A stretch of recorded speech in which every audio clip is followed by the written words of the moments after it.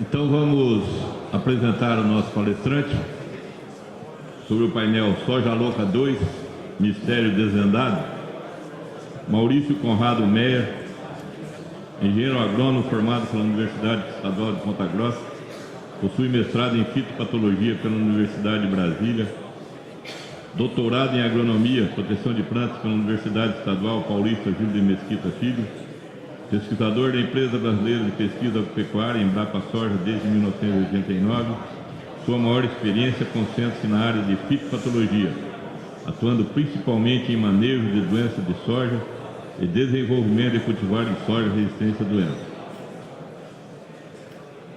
Maurício, a palavra é tua, você tem 45 minutos. Obrigado.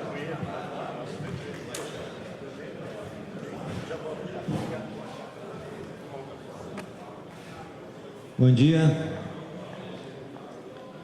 Acho que o tema agora vai mudar um pouquinho, né, de sementes para uma coisinha um pouco mais louca.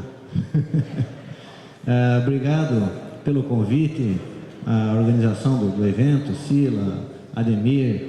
É um prazer estar aqui com vocês e espero poder passar um pouquinho dessa experiência, desse grande desafio para a pesquisa nacional, que foi estudar esse problema e que, na verdade, hoje nós entendemos que é uma nova doença na cultura da soja. Bem, tentando trazer um pouquinho, resgatando um pouquinho do histórico, pelo menos o histórico vivido por nós, da equipe da Embrapa Soja, em relação a esse problema, nós começamos a observar esses sintomas diferentes na soja ainda por volta de 96, 97, e principalmente nas regiões mais quentes, as regiões de produção de soja tropical do Brasil. Isso aí normalmente nós encontrávamos muito nas lavouras do Maranhão, do sul do Maranhão. E na época, como eram plantas que apareciam isoladamente nas lavouras, supunha-se principalmente alguns problemas relacionados a herbicidas. E os sintomas eram muito semelhantes a 2,4-D, fitotoxicidade 2,4-D. Mas eram aparecimentos esporádicos dessas plantas diferentes nas lavouras e poucas plantas no meio do talhão. A partir de 2005, 2006, esse problema começou a aumentar significativamente, aumentando a incidência, aumentando o número de plantas com retenção foliar e haste verde nas lavouras. Esse problema ele tem se intensificado, tem ocorrido mais nessas regiões do Maranhão, Tocantins, todo o estado, do Pará também, e no Mato Grosso. Não tem um padrão, não apresenta um padrão definido de como se apresenta no campo. Então, muitas vezes, nós encontramos plantas com retenção foliar e haste verde uniformemente distribuído nas lavouras. Às vezes aparecem faixas, às vezes aparecem reboleiras. Então, não existia um padrão, e o que tornava um pouco mais difícil a compreensão do problema em relação a problema de fitotoxidez, problema nutricional ou mesmo se a ocorrência de alguma doença.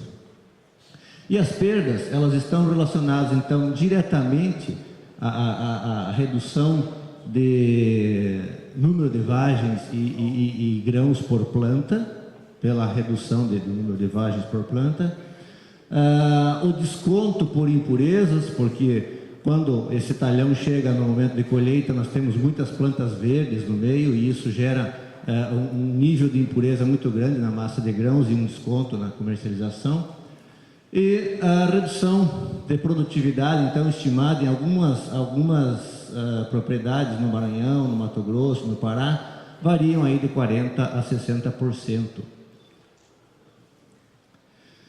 Eu aproveitei o mapa das áreas de produção de soja no Brasil, da safra 2016, da Conab, e coloquei aqui as áreas de maior incidência do problema da soja louca. E se nós observarmos o volume de área plantada nesses municípios mais afetados, eu fiz uma tabelinha aqui, nós chegamos a uma estimativa de 3,3 milhões de hectares afetados com esse problema hoje no Brasil. Aqui, exemplificando um pouquinho mais como é o sintoma dessa soja louca, né? Então, na verdade, ocorre uma retenção foliar e manutenção de hastes verdes, mas geralmente após a floração, nós começamos a observar uma deformidade bastante acentuada, principalmente nas folhas mais novas. E essa deformidade era característica por um afilamento foliar, do limbo foliar, embolhamento e engrossamento das nervuras. E ocorre também um abortamento de flores e vagens nas plantas. Normalmente esse abortamento ele é mais intenso no topo, no terço médio superior das plantas, mas pode ocorrer a planta toda. Aqui também mais uns detalhes de sintomas, né? Um embolhamento e um afilamento forte nas folhas. Nesse caso aqui, plantas provavelmente atacadas mais cedo, muitas vezes pode ocorrer esse sintoma de superbrotamento, uma segunda floração que também não vinga, vagens deformadas, aqui também superbrotamento, engrossamento dos nós e principalmente os últimos entre nós, eles também ficam bastante deformados, com caneluras, parece que fica retorcido, né? Uma torção no eixo desses entrenós. Aqui também mais um pouquinho de fotos do sintoma, uma planta bastante atacada aqui no meio de uma lavoura de soja, com as folhas mais novas bastante deformadas, sem vagens, né? Aqui em cima nós temos uma sequência, é pena que a qualidade da projeção não está muito boa, uma planta normal, e aqui uma sequência de plantas afetadas, né? Aqui com algumas vagens ainda em toda a planta, aqui com bem menos vagens, concentradas mais no terço inferior, e essa planta praticamente desprovida de vagens, todas elas com bastante deformação nas folhas mais novas, o que é bastante característico para o reconhecimento desse problema na lavoura. Nas vagens que remanescem ainda nas plantas atacadas, também a gente nota algumas deformidades. Parece que a casca dessa vagem fica mais grossa, ela fica com menos pelos, né? Ela perde um pouco da pilosidade e é comum encontrarmos então essas necroses, essas manchas necrosas dessas vagens. Geralmente essas vagens não secam, elas permanecem verdes no momento da colheita, os grãos verdes ou podres. Aqui, essa foto aqui, é uma lavoura de soja que está em R2, floração plena. É uma área plantada em plantio direto sob palha de milheto e é uma área do Maranhão. Então, já com sintomas bastante fortes nas folhas novas. Aqui, um exemplo de uma lavoura em ponto de colheita. Então, notem a quantidade de plantas com haste verde e retenção foliar que nós temos nessa lavoura, e isso geralmente vai gerar um desconto muito grande por impureza. Então, as plantas, normalmente, elas deveriam estar já em estágio R9, em ponto de colheita, e aqui nós temos muitas plantas verdes ainda no meio. Aqui um outro exemplo, aparentemente aqui sobre um terraço, numa propriedade. Aqui parece que houve menos incidência de soja louca, e aqui nesse espaço entre os terraços, concentrando o maior número de plantas com haste verde e retenção foliar. Aqui um outro exemplo de uma lavoura próximo a R8, né? E com um número bastante elevado de plantas com haste verde e retenção foliar no meio da lavoura. E aqui um exemplo de uma ocorrência em Reboleiras, uma lavoura no Pará, também mostrando a mesma sintomatologia. Aqui só uma vista aérea de um talhão bastante afetado pelo problema, né? Notem que, infelizmente, a qualidade da projeção aqui não está muito boa, mas os talhões vizinhos não estão tão afetados quanto esse aqui.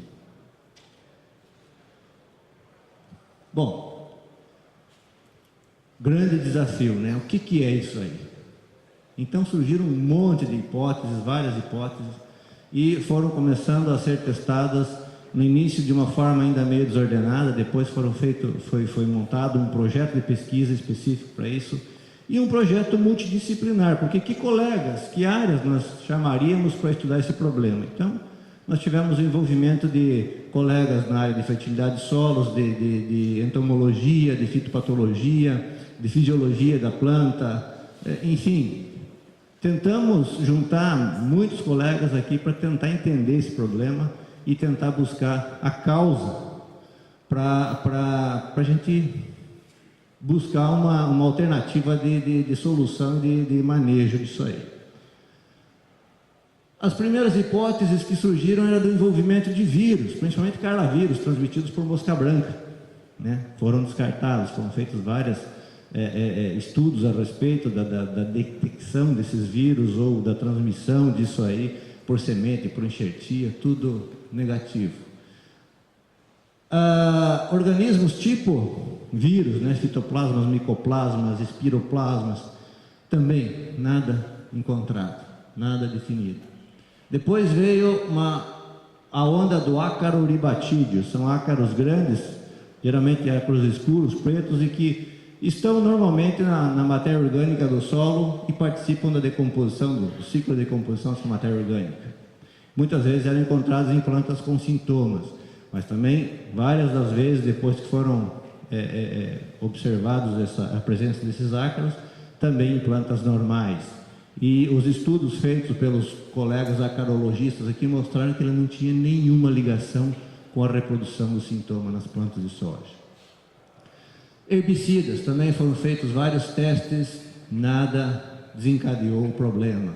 Desequilíbrio nutricional, da mesma forma como foi descrito soja louca no início da cultura da soja no Brasil, poderia ser provocado ou por um ataque intenso de percevejo ou por um desequilíbrio nutricional, principalmente relacionado a potássio, o cálcio, o magnésio.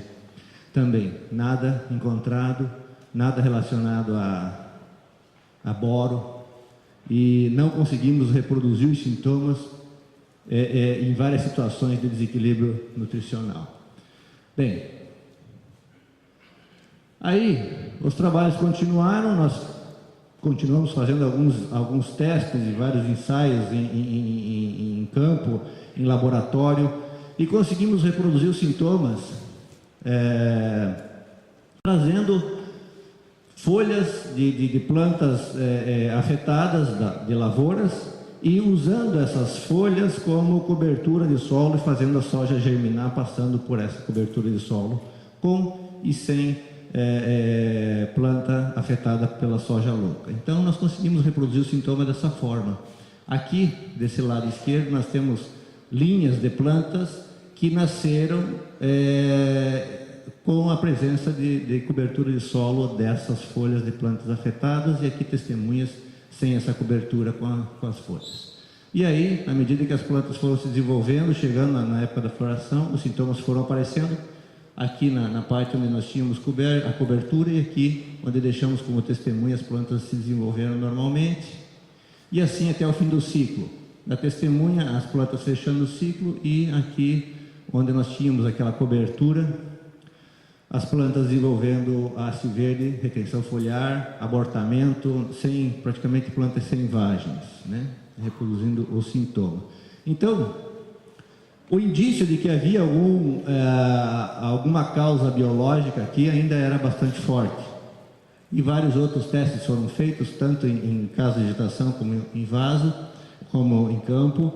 Aqui, reproduzindo em casa de vegetação a mesma sistemática em vasos, onde se fez a cobertura de solo com resíduos das plantas afetadas com o problema, e testemunhas sem a cobertura, então reproduzindo os sintomas nas folhas, o nível de abortamento. Aqui nas testemunhas, a floração, os racimos florais, os botões florais normais, e aqui eles já vinham com necrose bastante acentuada e abortamento da formação de vagens. Então, aí em 2012 é que veio a luz com relação ao nematóide Aphelencoides, que poderia estar envolvido nesse processo. Um professor da Costa Rica, o professor Nestor Chaves, ele trabalha com feijão e lá ele descreveu esse problema que chama amateamento do feijoeiro, que é causado por afelencoides. E os sintomas eram muito semelhantes do que acontece com a soja no Brasil, com deformidade nas folhas e com abortamento de vagens. Aí, a partir de então, nós começamos a tentar detectar a presença desse nematóide nas áreas afetadas. Aí, aqui 2012, 13 e 14, o índice de amostras de soja louca que nós detectamos afelencoides e onde nós não detectamos. Por que aqui deu essa diferença? Porque ainda nós estávamos errando muito na metodologia de extração do nematóide na planta, né? Aqui em 2013, por acaso, provavelmente nós acertamos em cheio. Aí, precisávamos entender, conhecer melhor o nematóide, saber um pouquinho mais da biologia, e foi aí que veio a grande contribuição da doutora Luciane Favoreto, que é especialista em afelencoides, da IPAMIG de Uberaba, e trabalha conosco em parceria da IPAMIG com a Embrapa nesse problema. E aí ela já trouxe toda a bagagem de experiência dela com o nematóide, conseguimos criá-lo de uma forma mais eficiente em laboratório. É um nematóide que a gente consegue trabalhar e reproduzi-lo em laboratório com uma certa facilidade. Ele se multiplica em fungos, em meio de cultura. Então nós isolamos fungos de palhada das áreas onde ocorre o problema e conseguimos reproduzir. Esses fungos geralmente são fusário, né, gênero do fusário, e conseguimos reproduzir então esse nematóide em placa, em meio de cultura no laboratório. E, para nossa sorte também, para fazer inóculo, ele se concentra na tampa da placa, nas gotículas de água, né? Aqui um detalhe de um afelencoide se alimentando em micélio de fusário. Esse aqui é um vídeo. Como é que eu faço para passar? Você pode clicar, por favor, aqui no play. Um afelencoide se alimentando em micélio de fusário, se desenvolvendo, né? Ele se reproduz aqui dentro da placa. Não vai ser possível passar o vídeo? Ah, tá lá. Então aqui só um detalhe do nematóide se alimentando em micélio, e logo adiante aparece ele então a tendência dele migrar do meio de cultura para a tampa da placa, onde se concentram gotículas de água, e aqui nós temos enovelados de nematóide na tampa da placa, o que facilita a produção de inóculo, para que a gente continue fazendo os testes de controle e de entender um pouco melhor a relação da planta com o patógeno, né? Bem, então a partir daí precisávamos comprovar realmente que esse nematóide desencadeava o problema todo e era o causador da doença, né? Então fizemos inoculações em plantas sadias com esse nematóide criado, variando a população do nematóide e adequando metodologias de inoculação. Então a primeira que nós fizemos foi produzindo uma suspensão de nematóide, variando a concentração de inóculo nas plantas e colocando então essa suspensão em forma de microgotas nas axilas das plantas, geralmente plantas em estágio V4. E aí, aos 18 dias, nós já víamos esses sintomas que vocês estão vendo aqui. Aqui as plantas testemunhas sem inoculação, com floração normal e o desenvolvimento normal, e as plantas inoculadas, independente da concentração, já apresentando esse nível de deformação nas folhas, ou mesmo o sintoma da soja louca, afilamento, embolhamento, engrossamento das nervuras. E, infelizmente, aqui vocês não sei se vão conseguir ver muito bem, os botões florais já necrosados, né? E aqui num ponto distante dos pontos de inoculação, ou seja, mostrando que o nematóide ele se locomove na planta e sobe, né? O meristema apical também bastante necrosado. E observamos também que nessas inoculações esse nematóide pode provocar alguns sintomas de necrose nas folhas. Isso também é descrito para o feijoeiro, são sintomas de lesões angulares e, no caso da soja, lembra um pouquinho lesão de crestamento bacteriano.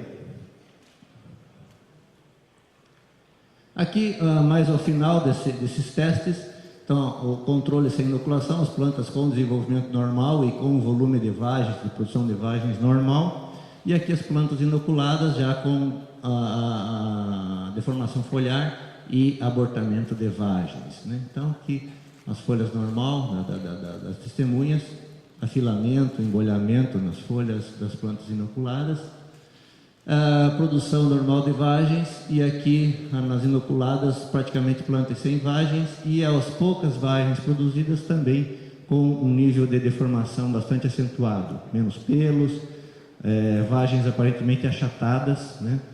E com esse nível de deformidade que a gente também vê no campo. Aqui só mais um detalhe das deformações de folhas e dos brotos nos nós, né? Então, onde nós teríamos racimos florais, houve superbrotamento também com produção de folhas bastante afetadas. Variamos a forma de inoculação aqui já em plantas mais novas, colocando um pouquinho de algodão aqui e aquela suspensão do nematóide nesse estágio da planta, em V1. Essa inoculação aqui, então, acima do nó cotiledonar e abaixo do nó da folha primária. Também com algumas doses, algumas variações de concentração do nematóide, e dependendo da concentração, muito cedo nas plantas aqui, ela já apresentando um grau de deformação muito acentuado, as folhas já vindo com bastante afilamento, e muitas delas não conseguindo produzir trifólios novos. Superbrotamento aqui no nó cotiledonar também produzindo trifólios bastante deformados. E aqui as plantas sadias das testemunhas não inoculadas. Bem, precisamos comprovar então isso aí, fechar o postulado de Koch, né? Recuperar o patógeno que nós inoculamos lá, o nematóide. Isso foi feito. Aqui as testemunhas mostrando que nenhuma planta tinha a presença do nematóide, e todas aquelas plantas, independente do método de inoculação e da concentração, mostraram a presença bastante elevada de nematóide. Esses números aqui são número de indivíduos para 10 gramas de tecido, e nós separamos as amostras nos nós das plantas, em partes, né? Nos nós das plantas e nas folhas. Nós e folhas, que são as partes da planta onde nós geralmente encontramos maior concentração do nematóide, né? Então, bastante ativos. Esses mesmos nematóides recuperados nessas plantas em pontos distintos de onde elas foram inoculadas, foram novamente multiplicados em laboratório e reinoculados em plantas por mais 2 vezes, então fechando todo esse ciclo 3 vezes da doença. Então, o mistério desvendado da causa desse problema aí, até aqui, foi atingido, né? Então virou notícia, nós publicamos, apresentamos esse trabalho lá no Congresso Brasileiro de Nematologia do ano passado, em Londrina, e no Congresso de Soja em Florianópolis. Aí, muito bem, o mapa reconheceu, então também foi notificado, formalmente notificado, reconhecendo como uma nova doença na soja. E aí, o que nós vamos fazer daqui para frente, né?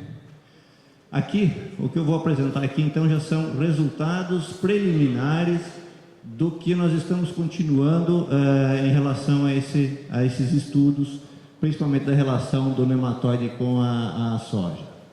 Então, isso aqui já está em andamento, esses temas aqui, identificação da espécie, inoculação cruzada, se ele é endo ou exoparasita, presença em grãos e sementes, que acho que é uma grande preocupação desse problema, né?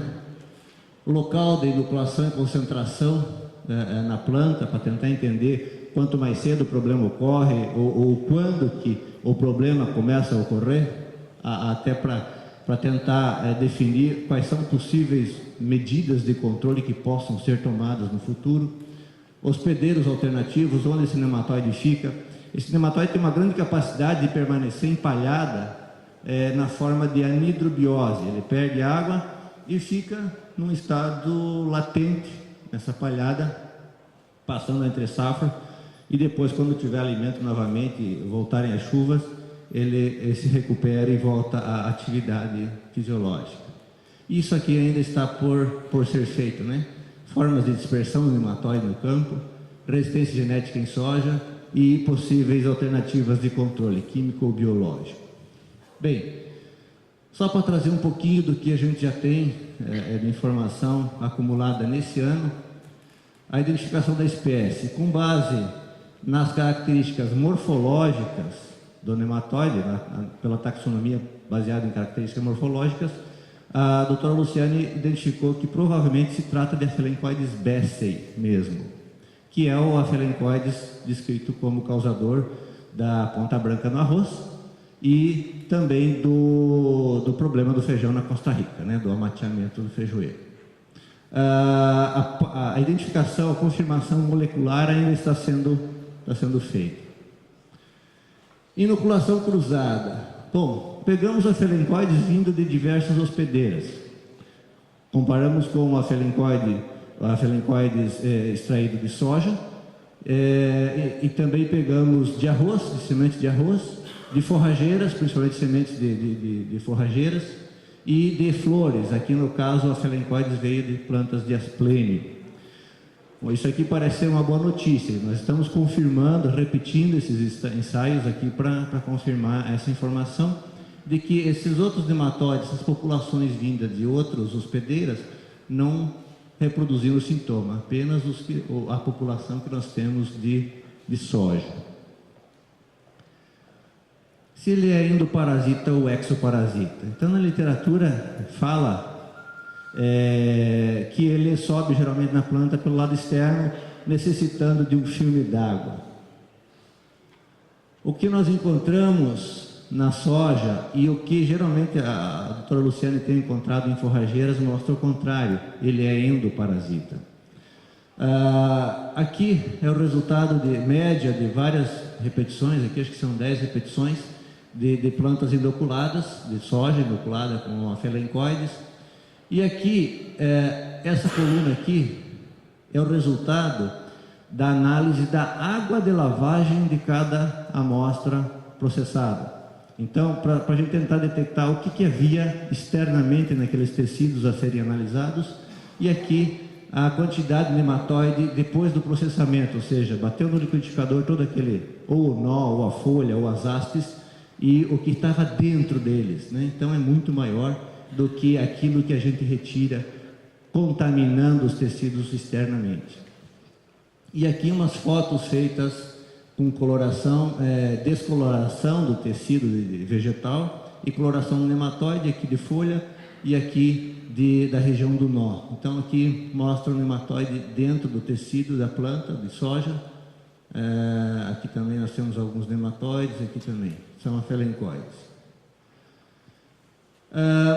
Esse resultado aqui, essa lâmina aqui mostra, nós coletamos a palhada de plantas, de áreas de soja afetada com soja louca, a palhada que era constituída basicamente de folhas da soja, de plantas afetadas, com a palhada remanescente de cobertura de solo aqui, que era Brachiaria rosisiensis. Trouxemos para o laboratório, separamos um pouquinho isso aí, sabendo o que era a folha de soja, o que era a folha de braquiária, e fizemos descoloração disso aqui, desse tecido, e coloração do nematóide. Então, naqueles tecidos de braquiária, encontramos as Aphelencoides internamente neles, e na folha de soja, a mesma situação, o Aphelencoide estava presente dentro daquela folha, daquela palhada seca. Isso explica em parte, explica totalmente, aquela primeira reprodução do sintoma que nós fizemos usando essa palhada de plantas de soja como cobertura de solo, né? A presença desse nematóide em grãos e a possibilidade dele estar aí, né? Então, várias amostras que nós coletamos do campo e que conseguimos extrair vagens com alguns grãos, né? Olha como eles ficam podres realmente. E essas vagens nós coletamos, secamos preliminarmente em estufa, para dar tempo desses grãos perderem umidade. E analisamos isso aqui, não encontramos nada de afelencoides presente, tanto na massa de grão como na palhada das vagens. Ainda tentamos reproduzir essa situação inoculando afelencoides em vagens de soja, né? Então nós inoculamos aqui em vagens que estavam na fase inicial de formação de grão, né? Isso aqui são plantas em R51 mais ou menos, e esperamos cerca de 30 dias e recuperamos essas plantas e fizemos a análise da presença de nematóide nessas vagens inoculadas, que são esse tratamento 4, nas vagens que as plantas produziram acima ou abaixo do ponto de inoculação, nas folhas e nos nós dessas plantas, né? E observamos que a presença de nematóide, na vagem inoculada havia uma pequena presença de nematóides por grama de tecido. Nas vagens superiores, bem menos, metade da quantidade da vagem inoculada. Mas nas folhas e principalmente nos nós, onde é o sítio preferencial de alojamento e de multiplicação do nematóide, a concentração foi muito maior. Então, mostrando que, na verdade, ele não tem uma preferência de permanecer nesses tecidos reprodutivos, mas ele vai geralmente para os nós e para as axilas da planta. A questão de variar um pouquinho o local de inoculação e concentração de inoculação. Então, isso aqui para a gente tentar entender a dinâmica do nematóide na planta, quanto de nematóide precisa para ter um sintoma expressivo e uma redução de número de vagens na planta. Nós começamos a fazer alguns ensaios para observar esse tipo de situação. Então, aqui uma inoculação na haste, plantas em estágio aqui mais ou menos V3, e sempre inoculando aqui acima do nó cotiledonar e abaixo do segundo nó. População de 400, 200, 100, 50 e nenhum nematóide por planta. Independente da concentração, então, houve um aumento da presença de nematóide, principalmente nos nós, nas hastes e pecilos bem menos, nas folhas também nem tanto, mas aqui com 400 já aumentou significativamente nas folhas também, mostrando então essa preferência do nematóide em subir na planta e se acumular, usar a região dos nós da planta como um sítio de reprodução. E aqui uma inoculação foi feita no solo. Bom, pensando, esse nematóide também fica no solo, ele se alimenta de matéria orgânica, de fungos decompositores de matéria orgânica, e uma população dele provavelmente vai estar presente no solo. Inoculamos no solo com uma concentração um pouco maior do que na planta, 500, 1.000, 2.000 nematóides, e foi uma população considerada excessiva. Nós temos que baixar essa população de inoculação nas plantas. Aqui as plantas jovens ainda, recém-emergidas, né, a inoculação foi feita em estágio V1, mas todas elas inoculadas também mostraram um alto índice de formação nas folhas. Na parte aérea, então, uma concentração bastante elevada desses nematóides, mas aqui nós fizemos uma outra coisa, nós lavamos o solo dessas plantas e extraímos a nematóides das raízes, né? E nós encontramos esses números aqui de nematóides infectando as raízes, internamente nas raízes, porque essas raízes foram lavadas e esses nematóides aqui realmente eles estavam dentro das raízes, mostrando que pode haver a possibilidade de ele infectar a raiz de plantas novas e subir na planta internamente já produzindo esses sintomas, né? Então isso aí ainda está por ser comprovado. A última situação aqui é a verificação de possíveis hospedeiras que mantêm esse nematóide na entre-safra. E coletamos várias plantas invasoras das áreas onde ocorre o problema E aqui nós detectamos algumas que chamaram a atenção. Esse aqui é o agriãozinho, também conhecido como agrião do pasto, poejinho. O nome dele é Synedroliopsis grisebachi. Tá ruim de ler ali, mas é isso aí. É uma planta bastante comum, principalmente nas lavouras lá do Pará, do norte, lá do Mato Grosso. E nessas plantas que nós trouxemos do campo, nós encontramos que algumas delas produziam plantas normais, outras com o ponteiro bastante deformado, com deformação nas folhas também. Então nós fizemos extração aqui e encontramos essa média aqui de quase 10 nematóides por grama de tecido nessas plantas. E lá é comum fazer cobertura de solo com braquiária, usar essa braquiária também para pastejo na entre-safra, e nós analisamos algumas amostras de braquiária emergidas nas lavouras de soja. Olhem aqui os toquinhos de soja que sobraram, né? Então a gente via que era realmente pedaços ainda de plantas que estavam bastante afetadas com soja louca, os entrenós bastante largos, né? Engrossados, muita necrose e deformação nessas hastes remanescentes de soja. Pegamos essa braquiária aqui, levamos para o laboratório, mesma forma como aquele poejinho. Aqui deu 10 vezes menos a concentração de nematóide no tecido da braquiária. Isso é uma boa notícia, pelo menos parece, provavelmente a braquiária não vai ser vilã nesse processo todo e não vai inviabilizar essa forma de produção, e tanto para cobertura de solo como para integração lavoura-pecuária. E outra surpresa que nós tivemos foi a capacidade da trapoeraba em manter e multiplicar o nematóide. Então, em plantas que nós temos do campo e nós inoculamos, avaliamos aos 50, 80 e 145 dias após a inoculação, e nós tivemos essa progressão da concentração de nematóide por grama, né? Até chegando aqui no final a 93, quase 94 nematóides por grama de tecido. Então, é outro potencial de planta que pode manter a população ou até mesmo aumentar a população desse nematóide na entre-safra.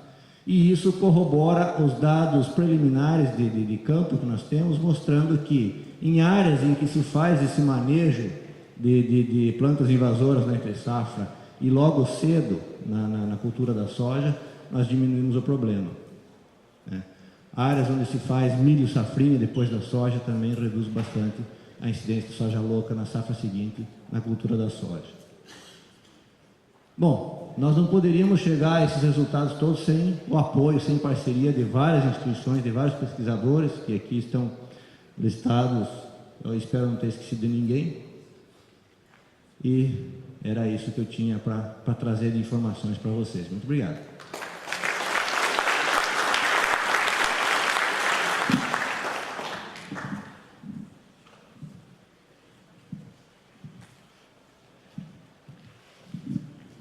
Perguntas?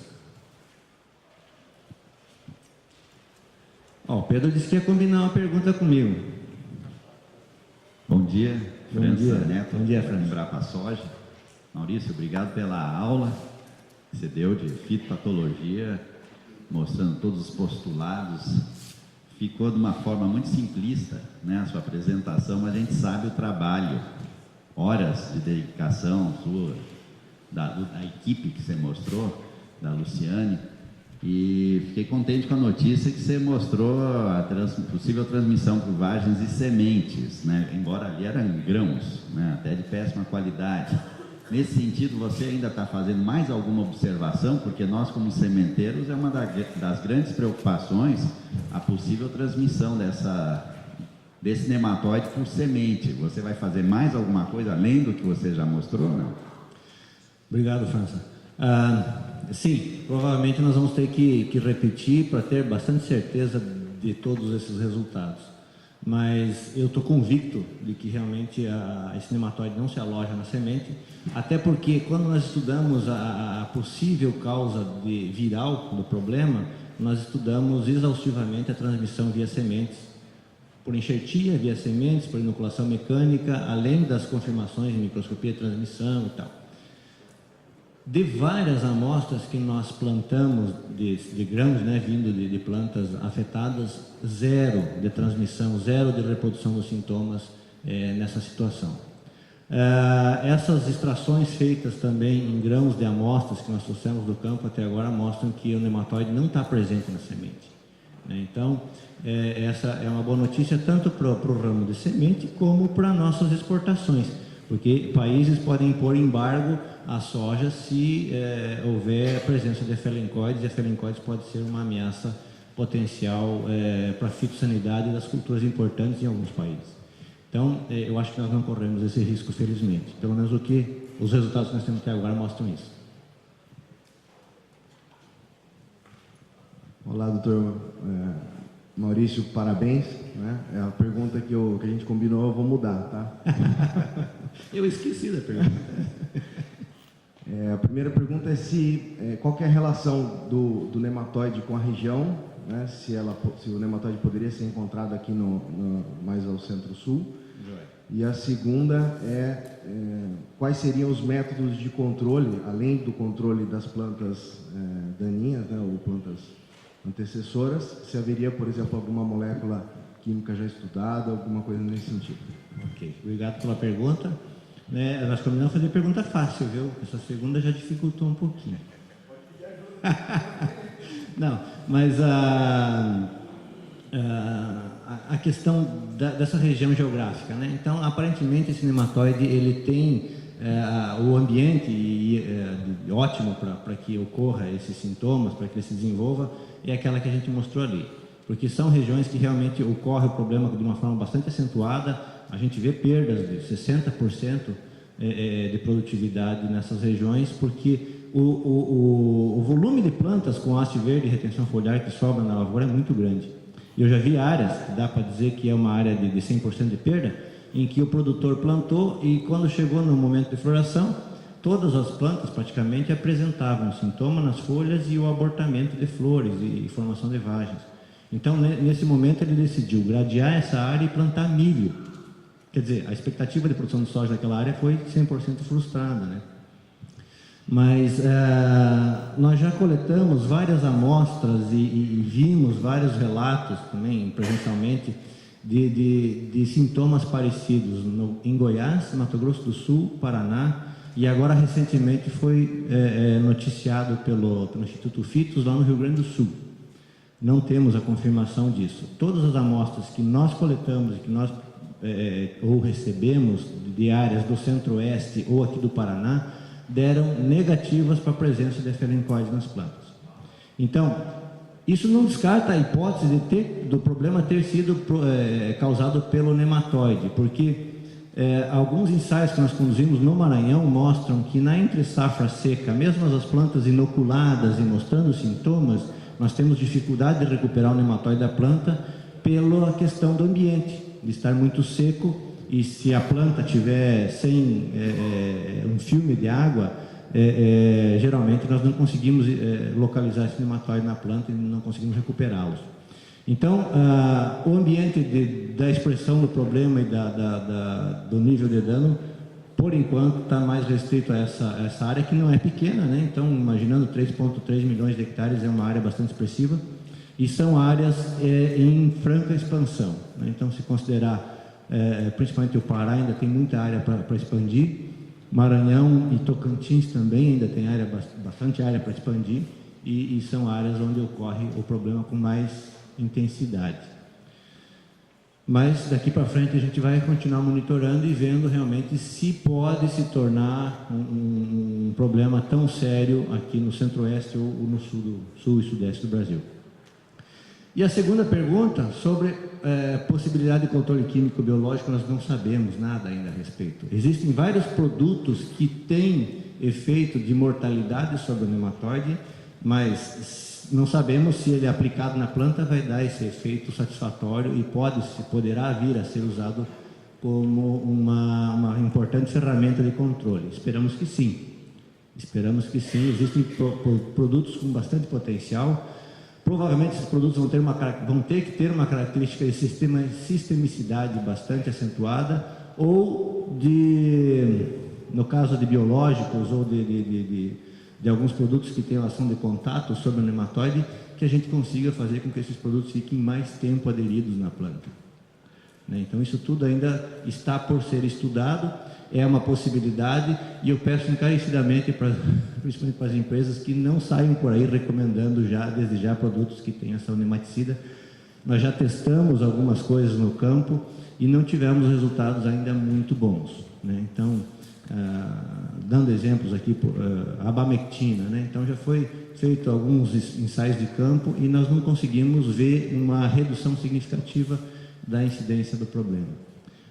E alguns outros inseticidas, acaricidas, que têm ação sobre o nematóide da mesma forma como agem no inseto ou no ácaro, também são potenciais. Alguns deles deram alguns resultados até um pouco melhores do que comparado com a abamectina, mas ainda são resultados muito preliminares. Nós não sabíamos exatamente que momento entrar com essa intervenção, com essas aplicações, e isso tudo ainda está por ser estudado, mas vai ser uma possibilidade. Mais perguntas?